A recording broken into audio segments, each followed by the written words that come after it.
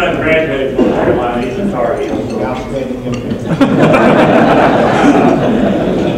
Well, I appreciate, of course, the Chamber putting this function on so that Joe and I get a chance to talk a little bit about the city and county for which we and you should be proud. I want to preface anything I have to say with this statement, that nothing can be done without a cooperative effort. No individual gets anything done in the city or the county, in fact anywhere. And Joe and I and you benefit from a wonderful cooperative effort in this town, both among agencies and private citizens. So we're not taking credit for anything, we're just going to inform you today. We live in a great place. I was telling a man today how open-minded Nacogdoches is that they let a man from north of the Red River from Oklahoma be mayor down here. It's come a long way. Senator, thank you for taking your time. You're a champion for our state and Texas. Thank you. Also, I want to preface everything by saying that the key element in our city and the success of our city is our city manager and our city staff. They are dedicated. Frankly, they're underpaid, but they love the city, they love their work, and they're dedicated to you. And so when you get a chance to pat a city staff member, employee on the back, please do that. They're great people, they're dedicated. Mr. Jeffers, raise your hand up. There he is.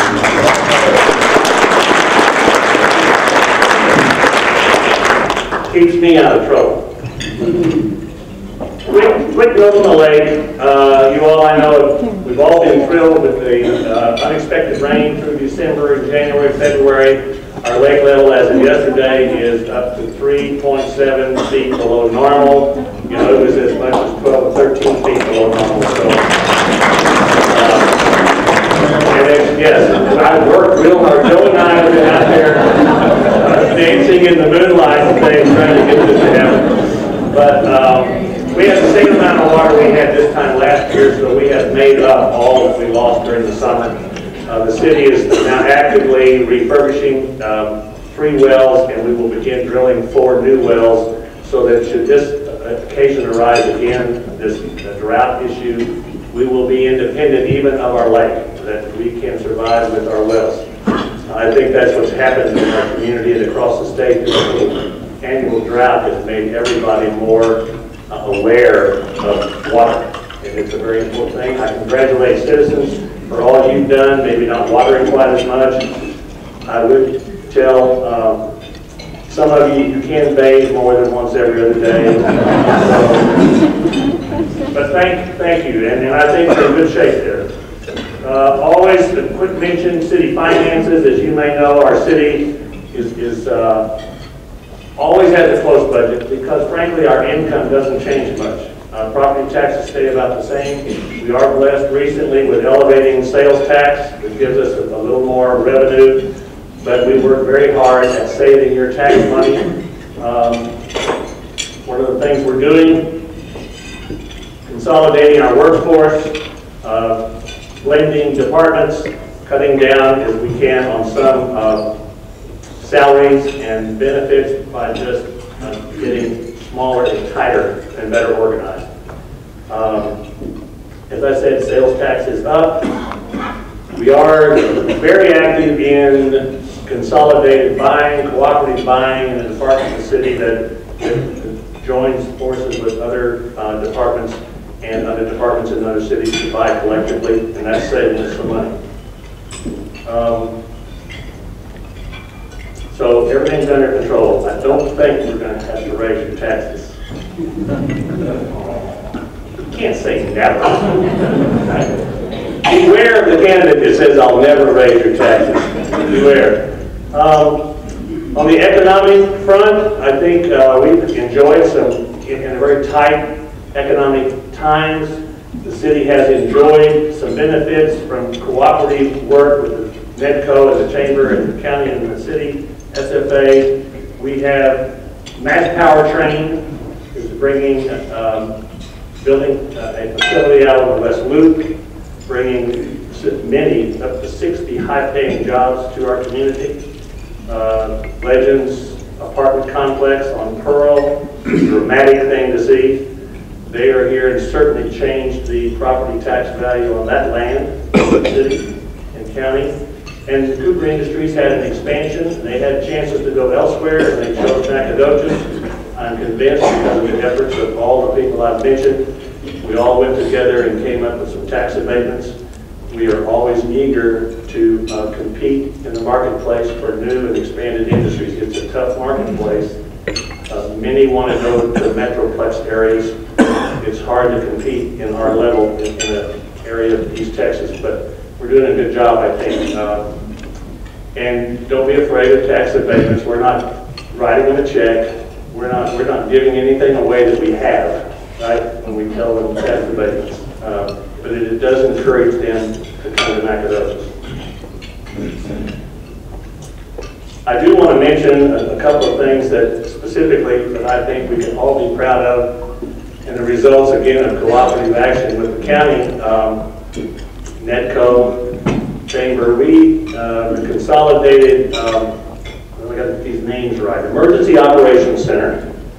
That came as a result of a very large grant from the federal government applied for by our county, but it's a result of being so active when we have emergencies like the hurricanes that we have now are going to have a central place where all of us can be to manage emergency situations, and that's going to be good for our city.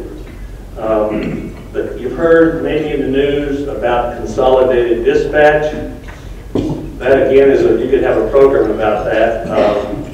It's been a long time coming. What in essence it means is that several years ago, if the sheriff's office in the county was investigating a robbery, sometimes the city police didn't know about it because we didn't share communications. We didn't have the facilities or the technology. Likewise, if the city was involved with something, the police force, the communication was less than it should be with the sheriff's department. That has all been resolved with technology, and we are communicating well with each other. If you do something in the county, the city's going to know about it, and vice versa. We're not duplicating efforts. Thank you for helping with that. And now the consolidated dispatch is going to be a centralized location. Before now, if an emergency call came in, it would go maybe to the hospital, or they'd call the fire department. But it wasn't for the fire department, it was for the police department. So the fire department had to find the police department. And we're eliminating all of that. And in one area, one room, we're going to have representatives receiving emergency calls from all facilities. Memorial Hospital with the ambulance service, the sheriff, the police department, the city, the county, they're all going to be there, so when a 911 comes in, the people we need are sitting right next to us. And they'll be very efficient. Response time will be much shorter. It was expensive, and no one group could have done this alone, but everybody has contributed. It took some discussion because some were leery of it, but it was a perfect example of what we can do when we set our minds to doing things that are good for the greater good. That we're going to serve our community and not our own interest. It's a great example of that. Joe, you led that well, and I appreciate that. Joe will tell you about all those other things going out there. It's a wonderful facility out on the West Loop. We worked very hard with SFA, and you can see some of that. We have an intern program with the city and SFA are working together on. You don't have to go much, just go to the ballpark of the West Loop. You'll see that wonderful facility has been enhanced by our cooperation and working together with SFA. The college having their stadium there has helped all the little leagues. All softball fields have been enhanced by that cooperation.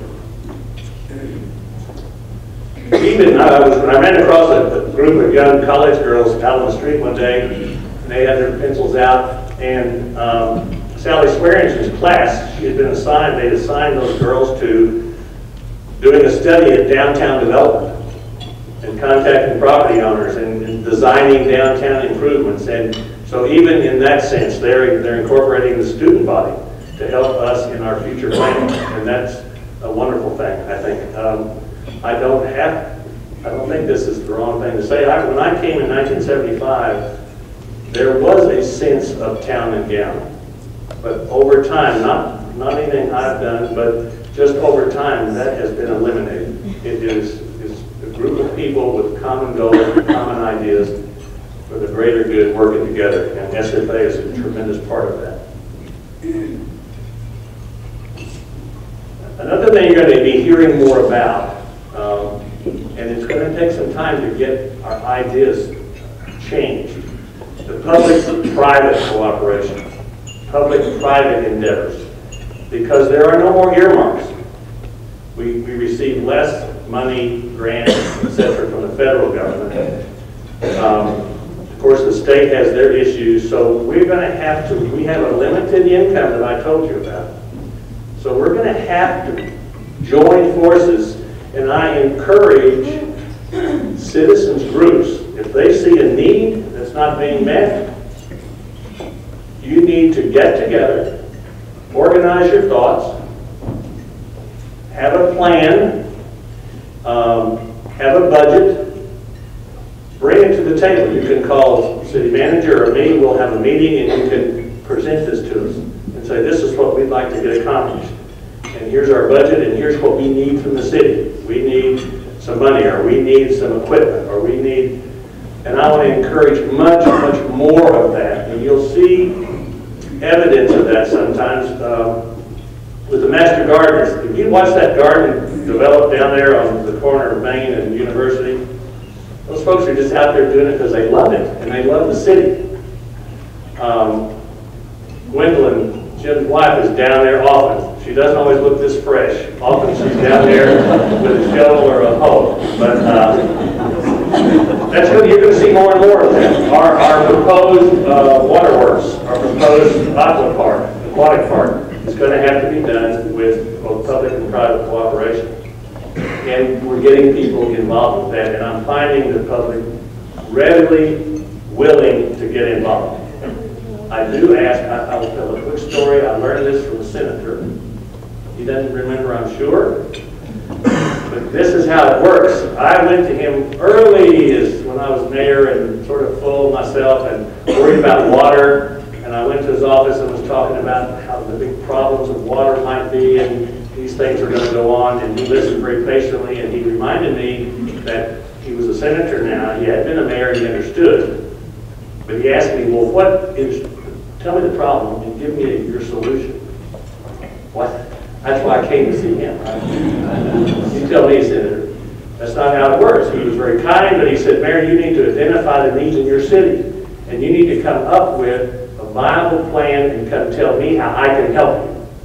And that's what I tell our citizens too. Come up with a plan and we'll help. And I thank you for that lesson. It's been good for me.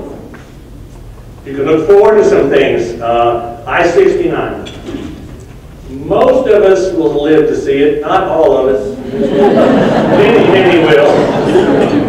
It's going to happen quicker than Lake Naganek, I promise. It's going to be probably contribute the greatest economic stimulus that East Texas has seen for a long, long time. We can become an inland port. As goods come through the Panama Canal and dock in the Gulf, they've got to get out of Texas. They're saving money by docking in the Gulf instead of California, and they've got to come through here on I-69. We can develop storage facilities. We're not sure how all that's going to work, but it's going to be a terrific opportunity for our city and county.